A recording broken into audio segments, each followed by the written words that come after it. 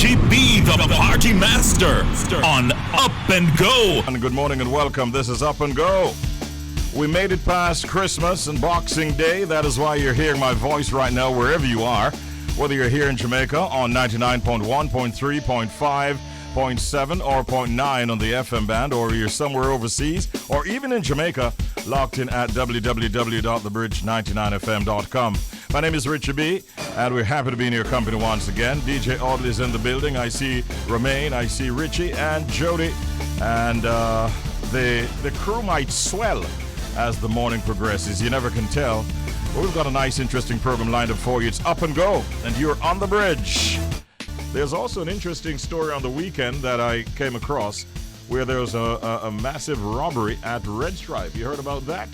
Yeah, and this seems to be a carefully calculated move that happened around about 1 o'clock, between 1 and 2 o'clock on Sunday morning, where 5 men held up a security guard on the compound at Red Stripe, and we understand that they demanded and were given the keys to a particular section of the compound, where they eventually drove 2 trucks onto that compound and emptied, it seems, a warehouse of that was storing some beverages, an assortment of beverages, we understand, and the loot turns out to be somewhere valued at around $7 million based on early and preliminary reports. This is something that definitely, I'm sure, will be investigated. And when you consider the fact that in some instances there have been supply chain issues and the unavailability of some products in the marketplace, now it is not a good look, and it will have far-reaching implications, I'm sure, within the liquor and beverage industry. So those are some incidents that took place on the weekend. While many of us were having fun with their family, hoodlums were thinking on plotting how to take what is not theirs. Morning, Audley. You sure you don't want to take this? It's back, you know. Yeah. WTF. What the? You see a producer look confused. You see the eyes where she get. Yeah, WTF. What the fact happens right now. And hey, listen. You can now buy a flying bicycle. Yep. I'm serious. It might sound like something out of a sci-fi movie, but British inventors who go by the names John Foden and Yannick Reid have come up with a bicycle that actually flies. I wonder if I'm going to go KRNX. Anyway, for now, they call it the Explore Air, spelled with an X and without the E. So it's called the Explore Air Paravello. That's the name of this new bicycle that flies, and it's composed of a folding bicycle and a lightweight trailer that contains a biofuel-powered fan motor. Audley is more familiar with those things than I am. The motor turns the fan. Sounds like a plan, right? Yeah, man. And after the motor turns the fan, and with enough of a runway, which it needs a runway, it can reach up to 25 miles per hour in the air and about 4,000 feet in altitude.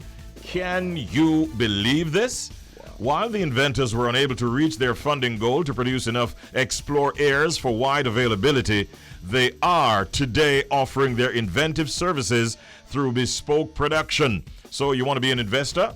Then you want to be talking to John Foden and Yannick Reid, who have invented the very first flying bicycle. Sounds like something that could work, right? Yep. Yeah, you think so? Yep, but You have some concerns? yeah, you're when you're up there, how long? Can you stay? Yep. And what goes up must come down. Yeah, all right, there you go. What about the landing? There you go. I haven't seen anything about landing gear, but they must have something like that because it's not a permanent stay. That is very important. Yes. Landing gear, my boss. And what about cover in case of rainfall and so on? I haven't seen it, but this is information that is breaking, so we thought we'd share it with you that these inventors have come up with a flying bicycle. Well, for those who can't afford an airplane, maybe that is where they want to be starting with a bicycle. What distance does it cover? Can it take you from Jamaica to Cuba, for instance, or even to Grand Cayman? We don't even know. But I think they're onto something, and they could very well get investors, and this might become a commercial product in the near future. Right about now, we do have our proverb of the day, and people are really liking this feature. And today's proverb is one that you will find quite interesting. You're going to hear it being played, and then I'll give you the translation and the explanation for today's proverb. Listen to this. Peacock hide him foot when him hear bout him tail. Say that again. Peacock hide him foot when him hear bout him tail. Okay, all right. Peacock hide him foot when him hear bout him tail. The translation, first of all. The peacock hides his feet when he hears about his tail. Do you know what that means? Whenever you hear that proverb, peacock hide him foot when him hear about him tail, what it really means, the explanation is a proud person does not like his little weaknesses exposed. That's what that means. Peacock hide him foot when him hear about him tail. A proud person does not like his little weaknesses exposed. Ladies, be quiet. Ladies, don't run with that now, please. And please don't take it out of context. A proud person does not like his little weaknesses exposed.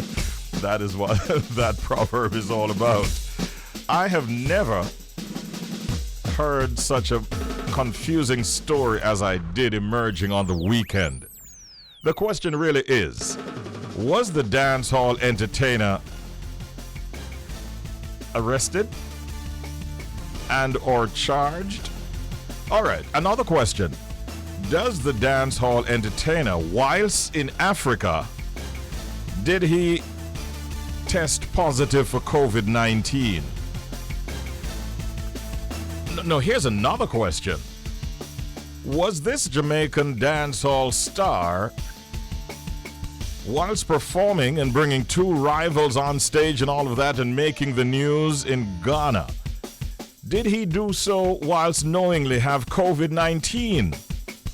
And did the authorities, the immigration authorities, search him out whilst he was getting ready to leave Ghana and lock him up? We heard all of a sudden that this DJ is incarcerated, and then we heard that he's not. And then one person put out a post saying, hey, the latest development is that Beenie Man is A-OK. And we wanted to hear what Beenie Man had to say about this. And he has now put out a message on social media denying that he was arrested in Ghana for COVID breaches. He took the time to reply to reports that he was detained in Ghana on Monday because he had tested positive for COVID-19 and had been out and about, including performing at Stoneboy's BIM concert. So the report that was posted initially by a Ghanaian radio station claimed that Beenie Man had also presented a fake vaccine passport as he was leaving the African country. All of those reports were coming through on the weekend, and we were monitoring and going like, what is going on? Really? This couldn't be true. Well, on Monday night, he took to Twitter to clear the air by denying that he tested positive for the virus. And he says, and I quote, "Every day, me hear something new about myself." He says, "Me confused. Hashtag update to my fans who are genuinely reaching out. I have no COVID. Never caught COVID before. Tested negative for COVID. Been traveling for the past 6 months, COVID-free. Fully vaccinated, in case you were wondering." And Beenie Man continues, "I guess someone wants me to have COVID. Oh no, weirdy man." That is what Beenie Man said. So, that is good news for all of Beenie Man's fans, because many people were reacting and there were a lot of negative messages, especially when people contemplated the fact that if he had COVID and went out to perform, he could have spread it among so many people that he might have come in contact with. And now he's putting that to rest. He doesn't have COVID, was not arrested, and he's A-OK. We wish him well. Beanie Man, the doctor. Morning, anyway, we have an interview segment coming up, and just to tell you that on Sunday, we sadly learned that South African Archbishop Desmond Tutu passed away. Desmond Tutu, South Africa's Nobel Peace Prize winning icon, an uncompromising foe of the country's past racist policy of apartheid, and modern-day activist for racial justice, died at the age of 90 years. This morning we're joined by Professor Verene Shepherd. She's of the University of the West Indies, professor of social history, and she's also Director of Gender and Development Studies at the University of the West Indies. She's our guest in this segment. Good morning, Prof. How are you today? Good morning, Richie B. Good morning. Happy Kwanzaa to you. To you too, Prof. Really nice having you. I hope everything went well for you over the Yuletide season. Yes, very restful, but can I just correct one thing? Yes. I'm no longer the director of the Institute for Gender and Development Studies. All right. I'm the director of the Center for Reparation Research at the University of the West Indies. Yes, all right. Thank you for that correction. Prof, Desmond Tutu, a name that is world-renowned. Give us a brief history of the man himself, if you will. Yes. Well, I agree with you. He was arguably one of South Africa's most well-known human rights activists. And he was born on the 7th of October, 1931. Mm-hmm. And in Africa, people always want to know what is your ethnic group. So he was of mixed Xhosa and Botswana heritage. And he was born in what we used to know as the Transvaal, South Africa, in Klerksdorp. Mm-hmm. So he was educated in South African mission school, as many people of his age group would have been, yes, during the colonial times. And his father actually taught in that mission school. Mm. And many people don't know he wanted a medical career. But, of course, even today, people who are from poor backgrounds can't afford medical training. So he chose being a school teacher. He trained for that. And in 1955, he became a school teacher. The same year, in fact, he married Leah, and with whom he had 4 children. Yeah. So, but I think a lot of people know him now as as a theologian, as a cleric, because he resigned his post as teacher in 1957, and then he attended St. Peter's Theological College in Johannesburg. Mm-hmm. He became an Anglican priest. He went to London, obtained a master's in, 1966 in King's College. And then he just went on to become the Archbishop and, Bishop of Lesotho first, then the Archbishop. And I think he was the first black person to become an Archbishop of Johannesburg.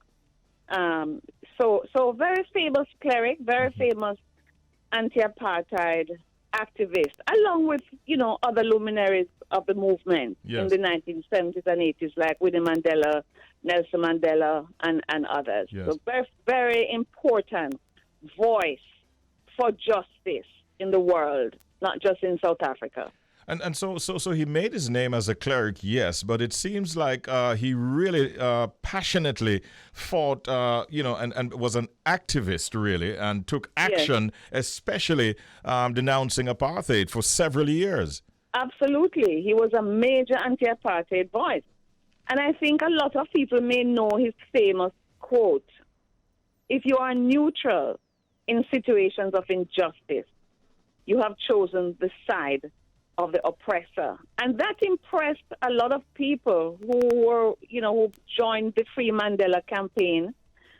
And in fact, the president, South Africa's President Cyril Ramaphosa, who officially announced his death, as you said, on December 26th, said that the Archbishop gave meaning to the biblical insight that faith without works is dead. So, aligning with what you said about a cleric, yes, but not just preaching Christianity in the sense that most people interpret Christianity, but politics were inherent in his religious teachings. What would you say were some of the rights that Desmond Tutu fought for? Well, he fought for, of course, a democratic and just society without racial division. He lobbied for the end of apartheid, which is really a form of racial discrimination, anti-black racism, and white supremacy. So he fought for the downfall of white supremacy, a democratic and just society without racial divisions, even though that has not been, well, apartheid has been abolished officially, but we know that racial divisions in South Africa continue. And he actually, set forth in his time demands for how that non-racial society would be, accomplished, how that would happen, including civil rights for all, a common system of education, and the cessation of forced deportation when that used to happen. But I think many people also will remember him because he was a lifelong friend of Nelson Mandela and a supporter, naturally. But after Mandela was freed and after he became the first black president of South Africa, Nelson Mandela put him in charge of the nation's first Truth and Reconciliation Commission. I think Desmond Tutu actually lobbied for this Truth and Reconciliation Commission because I think he was a leading advocate for peaceful reconciliation, even under black majority rule. He didn't want black people to repeat the ills of the white supremacist period. But he didn't escape criticism for the outcome of the Truth and Reconciliation Commission. Now, this commission was supposed to gather testimony documenting the viciousness of apartheid, right? Yes. And he, as chair, called for an honest accounting of past crimes. But the committee, in the end, yes, evidence was gathered. Yes, people cried. Yes, people apologized, for what they did to black people, police, and so on. But the committee, in the end, offered amnesty, establishing what Archbishop Tutu called the principle of restorative justice, rather than, again, in his words, retributive justice. But the thing is, the families of victims were dissatisfied because they believe that he should balance accountability and forgiveness, right? Yes. With reparative justice, with people, suffering for what they did to other people. Just the other day we were celebrating, the birthday of Stephen Biko.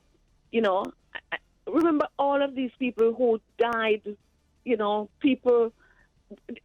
terrorism of apartheid. Yeah. So the victims' families who came forward were dissatisfied, and even today, you have young people like Malema and so on criticizing the post-apartheid regime, black regime, for not calling for reparation for the crimes that were done, especially land redistribution and all of that. Yes. So I think even as we celebrate him because he did so many good things and helped to bring down apartheid, when we look at South Africa today, we have to say that perhaps there was a missed opportunity for talking reparation, because reparation is also part of restorative justice, Yes, yes. And today we're still talking about that. And Professor, we're looking on the World Wide Web and we're seeing so many world leaders paying tribute. In fact, former President Barack Obama referred to him as a mentor, a friend, and a moral compass. and a universal spirit. That is not surprising that these kinds of accolades then are being poured out. Not surprising at all, because, as I said, in my view, next to Winnie and Nelson Mandela, he was this global voice, for justice. And remember that he didn't support violence as a way to bring change, but he couldn't control the fact that black people, fought back. Without the armed struggle and the support from the frontline states and so on, who knows what would have happened. But he also, on the world stage, and it is people laud him for this, he actually urged countries to boycott South African goods, to use economic sanctions against South Africa, the South African government, to force a change of policy. And I think that worked. No, yes, he was a powerful voice for nonviolence, and maybe that earned him the Nobel Peace Prize in 1984. But I think that using the pulpit to hammer home that the policy of apartheid was as dehumanizing to the oppressors as it was to the oppressed, I think, impressed a lot of people around the world. Yes. But without without economic sanctions and boycotts around the world, and Jamaica must be proud of the fact that it was one of the early voices for the end of apartheid and for boycotts and so on. I remember being at Cambridge in the 80s, and when you went to the supermarket, you were looking which apple came from South Africa and not buying that apple, Yes. And which wine was South African. So the students, they occupied banks that invested in South Africa. I remember Barclays Bank saying they're going to charge rent to the students for occupying. And so we too must be proud of what we did. And I think it's no surprise that Mandela came here. Nelson William Mandela visited Jamaica shortly after he was freed, because everybody knows the power of reggae music and its lyrics, the power of political boycotts from Jamaica, and the power of poetry used, by our laureates, the bedspread, and in support of Winnie Mandela. It is indeed fair to say that both politically and through the arts, the music and so on, that Jamaica's voice was very, very strong and very prominent. Yeah. And not only in South Africa, but of course Zimbabwe and all these countries that were fighting for the end of colonialism. Yes. Colonialism was evil. South Africa was one country where it was extreme, but even our own country, we suffered in the Caribbean and in Jamaica from British colonialism and the violence and terrorism.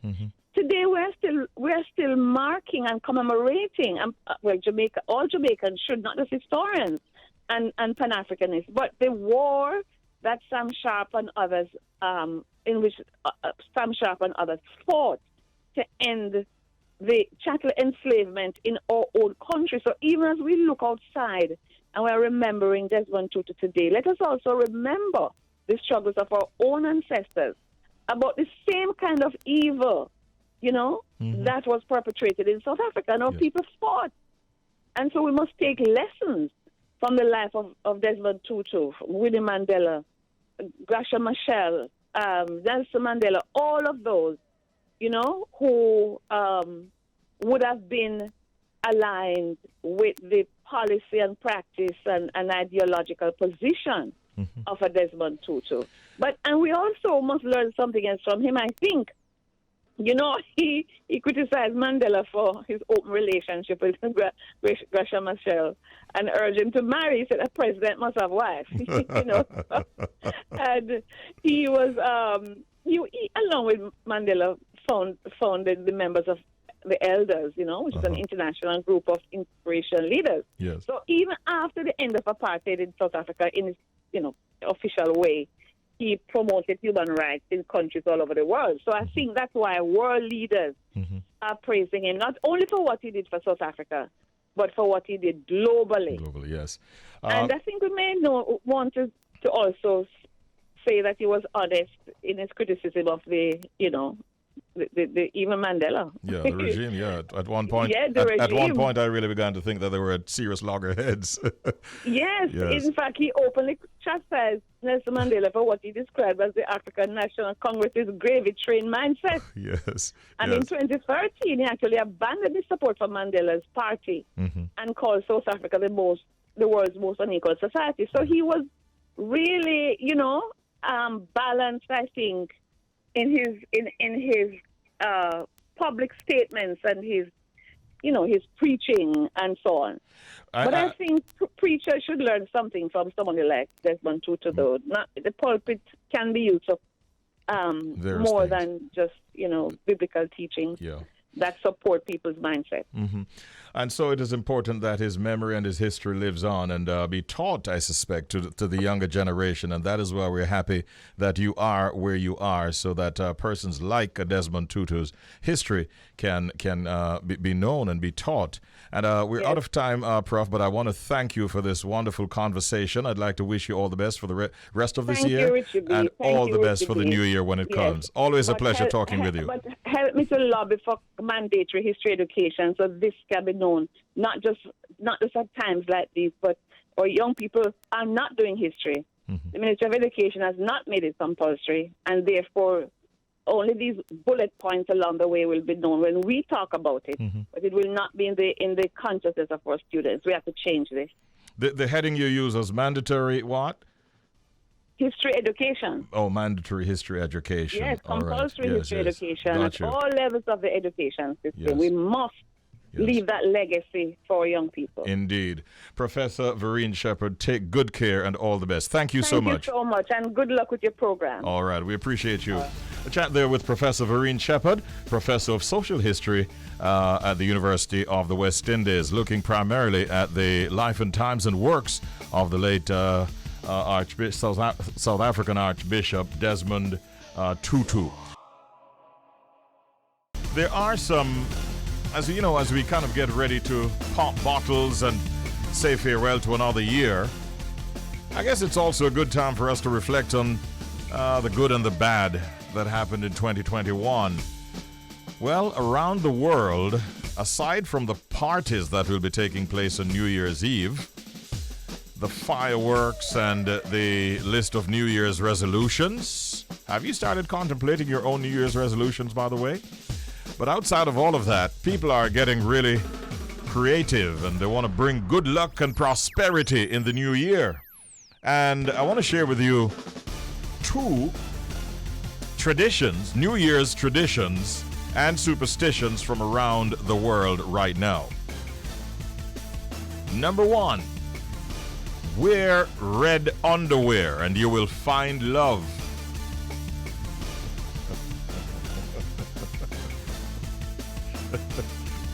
The source of this information did her own little chuckle a while ago, like as if like she's not the source, But I call no names. The fact is, this is one of those things, those superstitions or traditions that is quite popular, especially in places like Mexico and in Latin American countries, where they feel that you wear red and green or gold or yellow underwear, and they say people wear red underwear to find love, green underwear or yellow and gold for wealth, and white undies for peace in the new year. Okay, that is one. Here's another one. I promised you two today. The next tradition or superstition that I want to share with you as we get close to the end of 2021, pack your suitcase, travel more.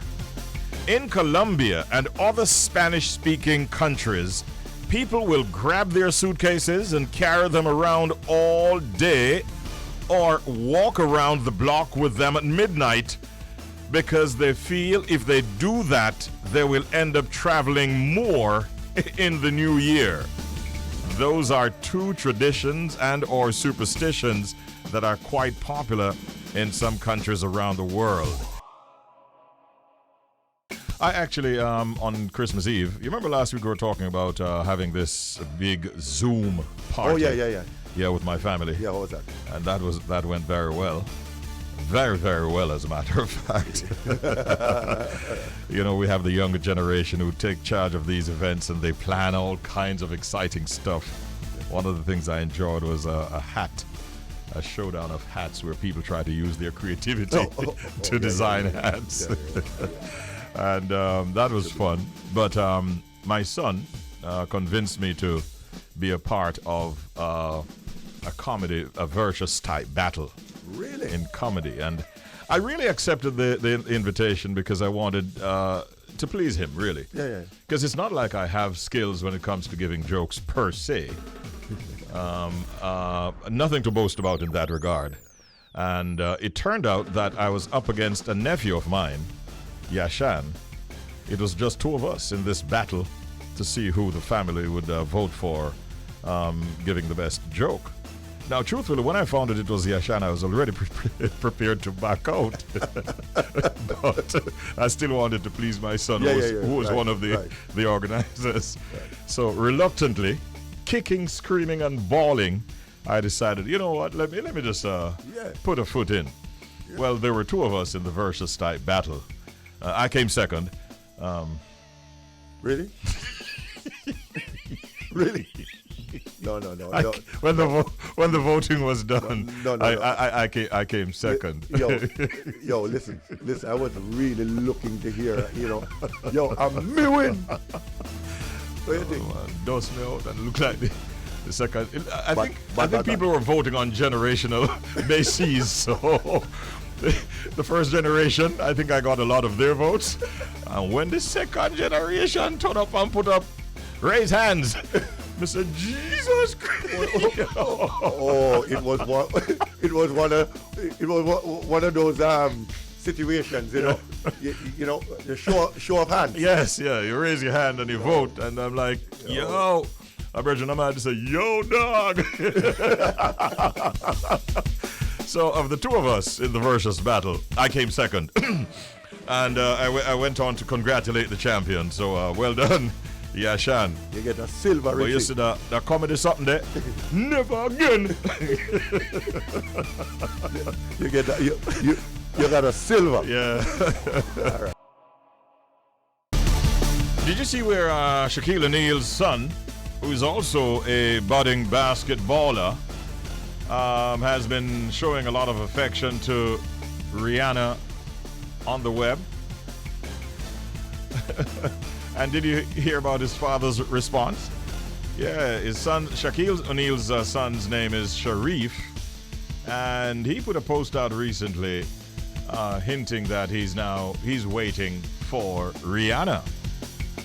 Okay? He's only 21 years of age, by the way. Rihanna is 33. And his dad knows his son very, very well.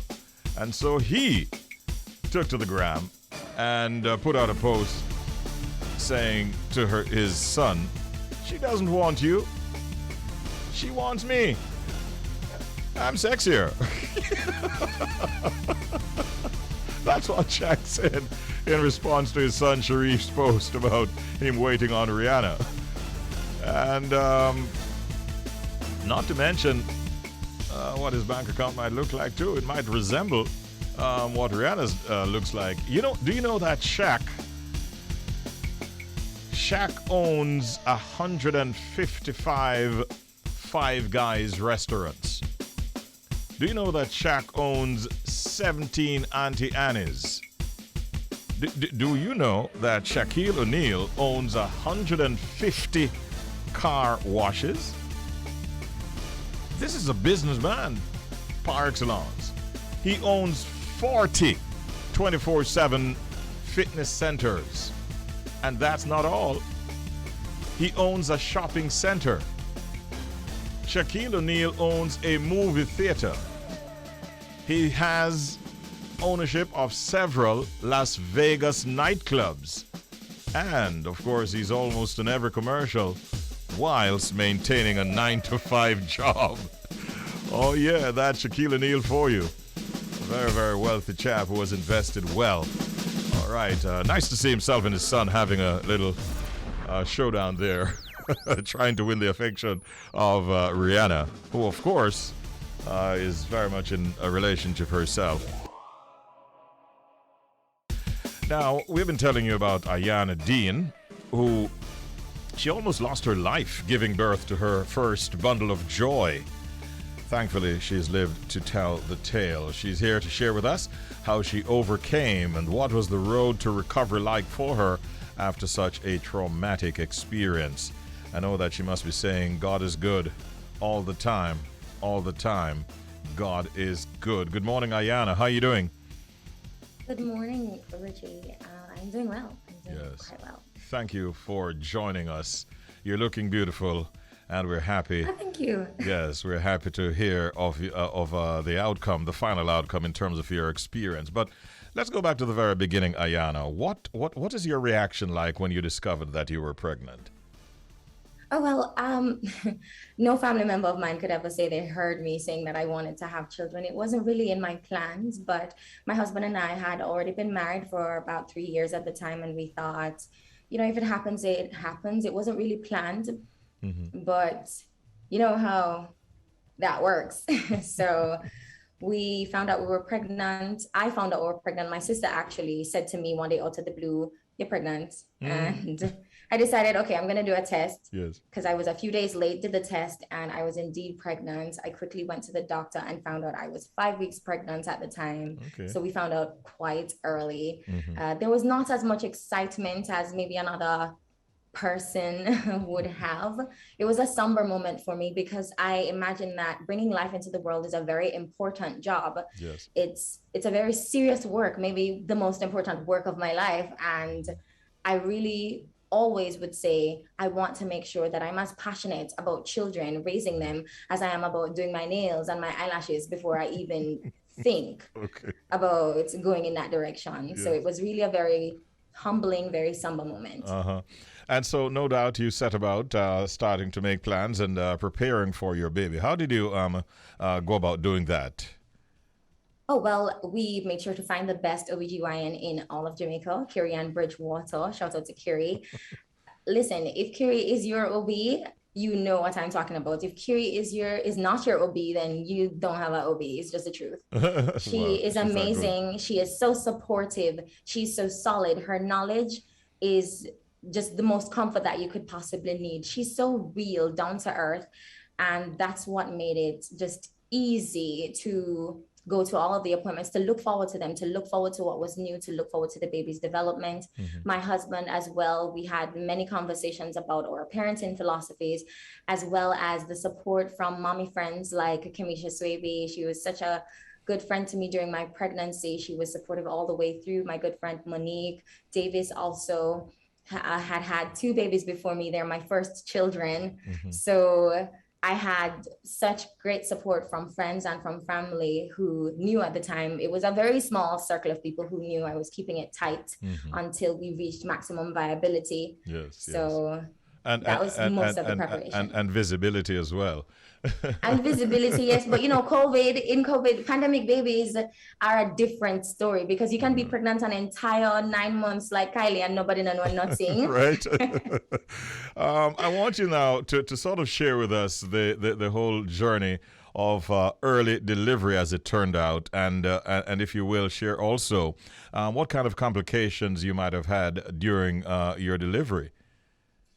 Definitely. I had gone for my visit. I made it to my 3rd trimester, unremarkable pregnancy up until that point. Everything was okay, no high risk, nothing at all. I was having a bit of swelling, and this doctor's visit, the 28th of May it was, I went in to see Kiri and I was told that my pressure is a little bit high. At the time, my pressure usually clocking around very close to the 120/80, maybe 117/74, really normal, really nothing to write home about.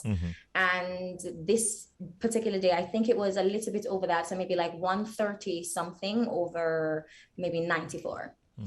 So it was a little bit higher than usual. Elevated, yeah.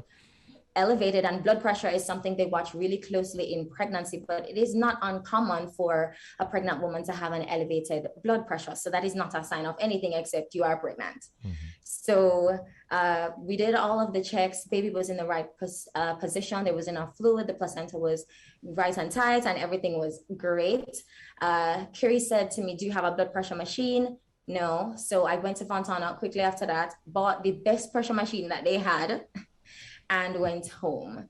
Had a good day. My mom and sisters came to visit me. I even got my nails done because, fun fact, on the 29th of May, I was supposed to do my maternity shoot. Good girl, plan up all kind of nice things, you know. Really? Man, it was supposed to be a shoot and a half. Yes. Got all of the best people, best photographers, best decorators, everything. And went in, was sleeping the next night. So this is Thursday. Thursday is the 27th, actually. So the 28th, the Friday of May, the 28th of May, I didn't feel so good around after 5.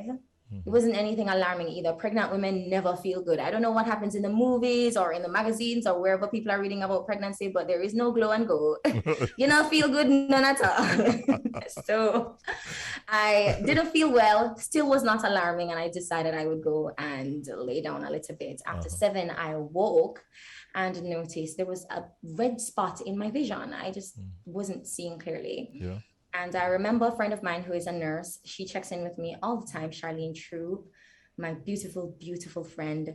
She checked in with me my entire pregnancy. And I remember once, I think that same day when my pregnancy was elevated, my pressure, I told her my blood pressure is a little bit elevated. And she said, do you have any vision impairments? Like, are you seeing any spots in your vision, any flashing lights? And I told her no.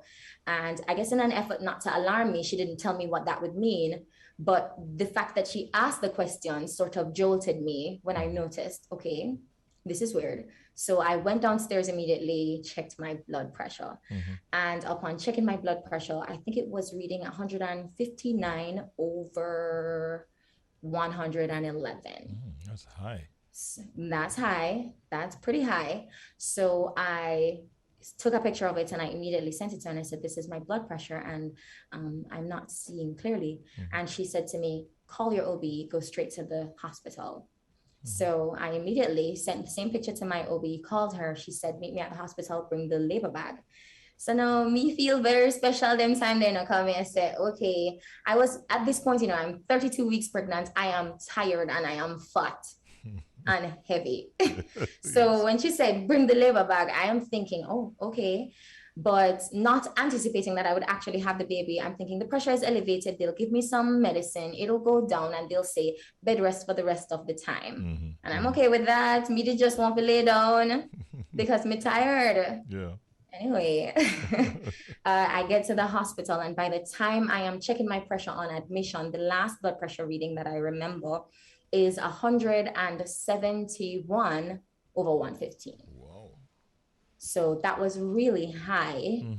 And I know that my doctor knew immediately that I was experiencing severe preeclampsia, which is a condition that happens during pregnancy, starting between maybe the 20th week to end of pregnancy, where it is usually characterized by high blood pressure and possible failure of one organ system, one or more system in the body.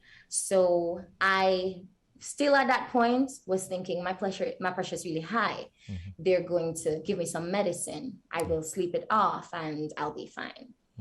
I was admitted into the hospital at that time. It took a little while because COVID protocols need you to check that you are not COVID positive first. So that was a little bit taxing. I knew things were serious when I had to get a catheter.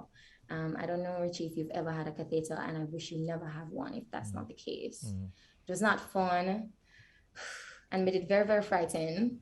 But we realized at that time my kidneys had failed because I could not urinate. Okay. Wow. There was even with the urge to urinate, there was no urine. Nothing so happening there. So right away, the waste, I guess, production, we could tell that something was off. I got an injection in my leg. It was supposed to help to stress out the baby so that his lungs would activate, because at that point he would not be ready to breathe as yet. He's just closing up some of the key functions. His heart valves need to close, his stomach, his kidneys, a lot of his systems have not yet come to completion in the development. The neural links not seen yet. So they needed to prepare him. And I was supposed to get 4. They would want for me to get 4 injections that would give him a good fighting chance to be able to breathe when he would make it out into the world. We did not make it to the first 12-hour period. So every 12 hours you'd get a shot. Yes. Did not make it to the first 12 hour because they had tried to get the temperature in, the blood pressure down. They tried to get the blood pressure down. It would not budge. I don't know any of the readings because they thought maybe if they tell me I would have stressed out.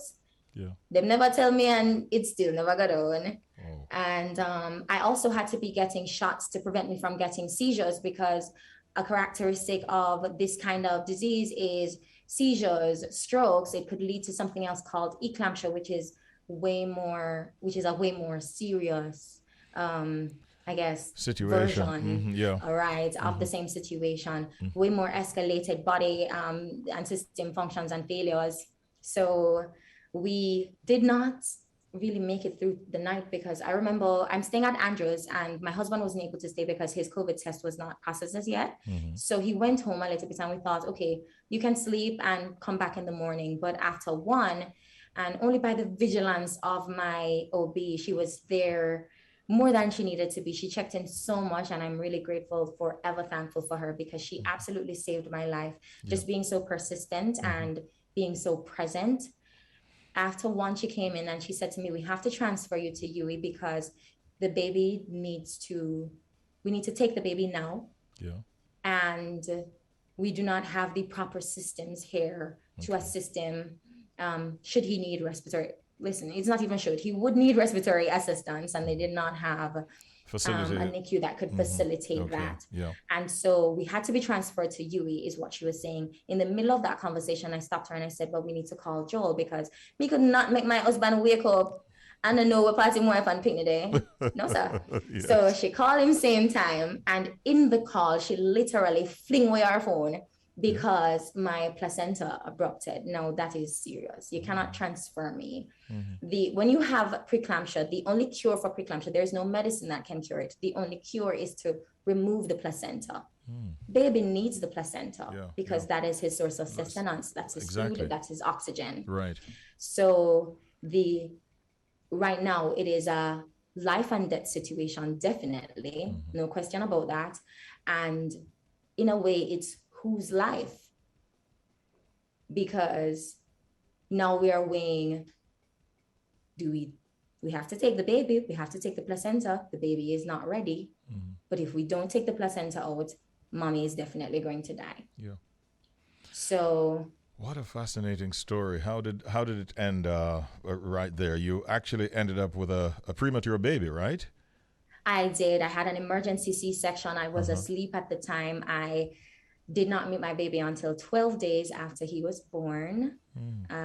He was born with an APGAR score of 0. He really suffered extreme hypoxia. So he was out of oxygen for quite a little while. He had 2 neonatal seizures, a bleed on the brain.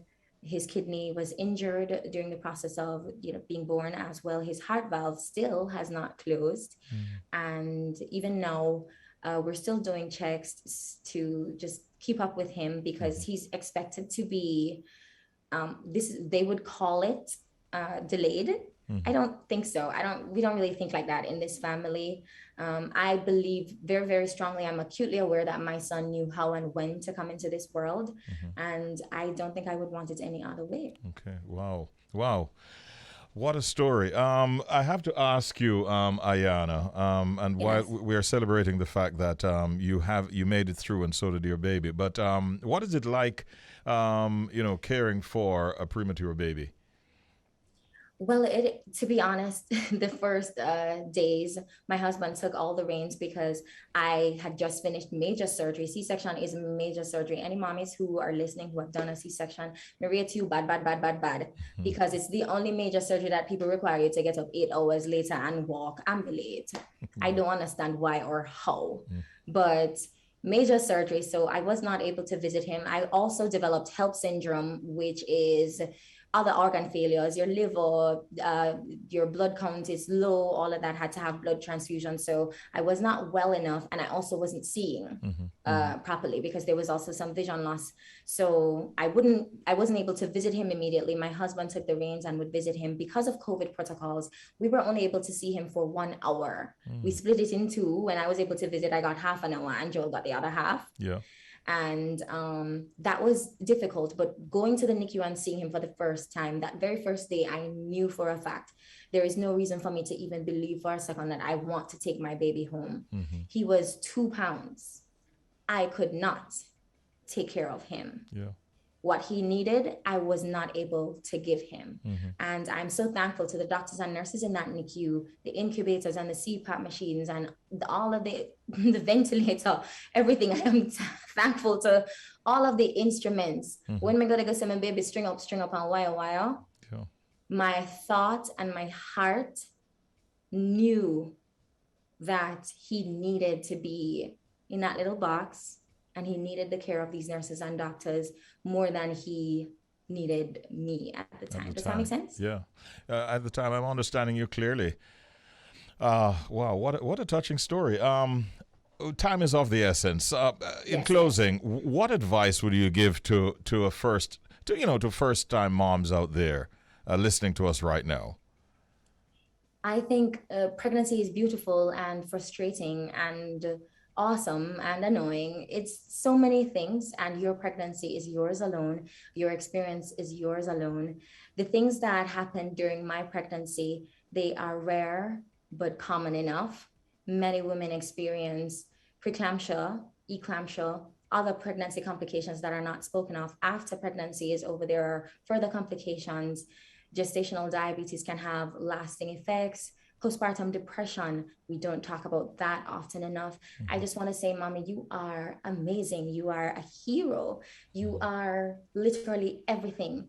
The world revolves around you. It really does, because we bring new life into the world. When I said earlier that I feel like this is the most impactful work of my life, I know that to be true because we get to add people to the population, and that's the most amazing contribution that anybody could ever make to the world, adding people for the growth and the development of our nation and our world. Wow. You are amazing, and just keep being amazing, keep being you. Yeah, thank you so very, very much. It's a very touching story, and there's a lot to celebrate. I wish you and your family, your hubby, and your little one, your bundle of joy, all the best going forward. May 2022 bring you a lot of good stuff, and thank you for sharing in such great detail your experiences. I'm sure that many persons would have learned a lot from our deliberations. Best wishes to you, Ayana, and to your family. Thank you. Much love. Thank you so much for having me. All right, our pleasure. Wow. I saw the indication on the running order that it would have been a touching story, and it turned out to be just that.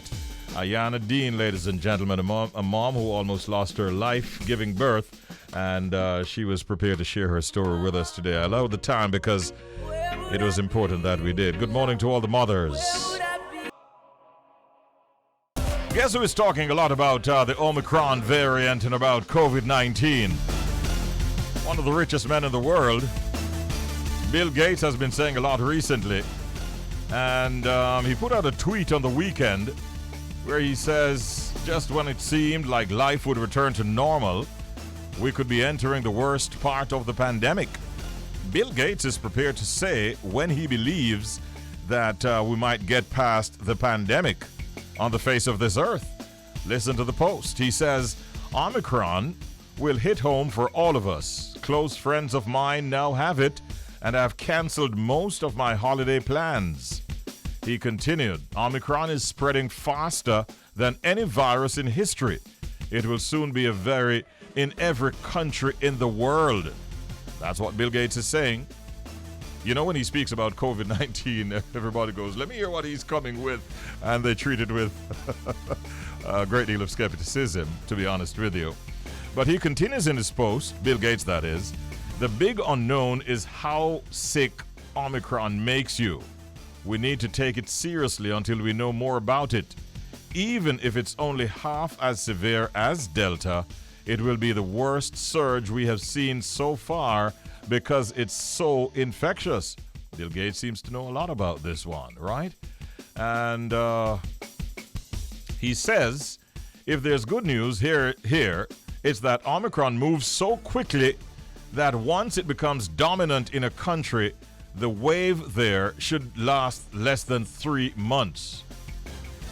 Those few months could be bad, but, says Bill Gates, I still believe if we take the right steps, hear this, he says, the pandemic can be over in 2022.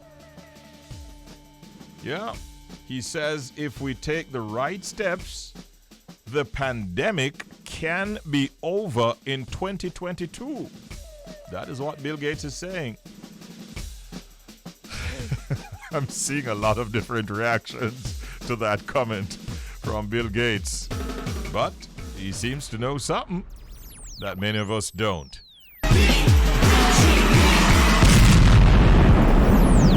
Richie B, the party master, on Up and Go, The Bridge, 99 FM.